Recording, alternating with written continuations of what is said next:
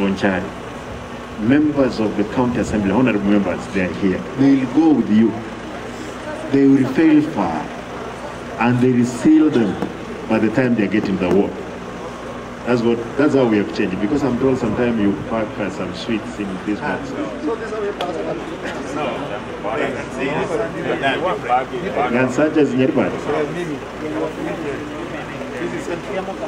It's mixed up because even Kiamuka.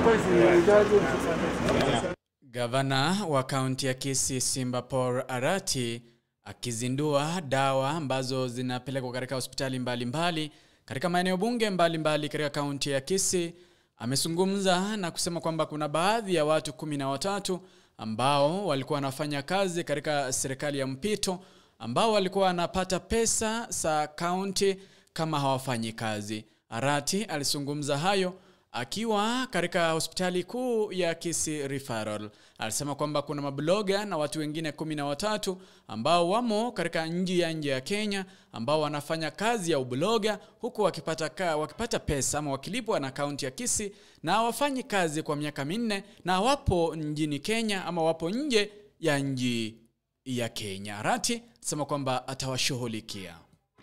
We will make there is arrangement, and that's why I'm with my good friends, honorable members of the county assembly. They will pass as a resolution for us to get a facility from a bank to advance as with the salaries at temporary. But for now, I know July you were not paid, August, and I tell you were paid like 2 weeks ago. This week you will be paid for last month. Money is there.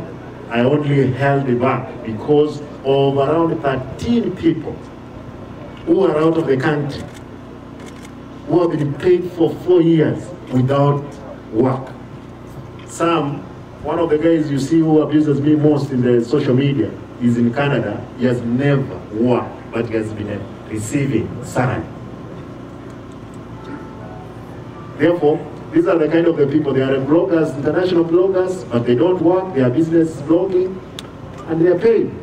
We are going to stop that madness. Please, for the nurses, please, we will actualize your training. And I want to request you, yes, there has been no schedules of business. We will draw. I've had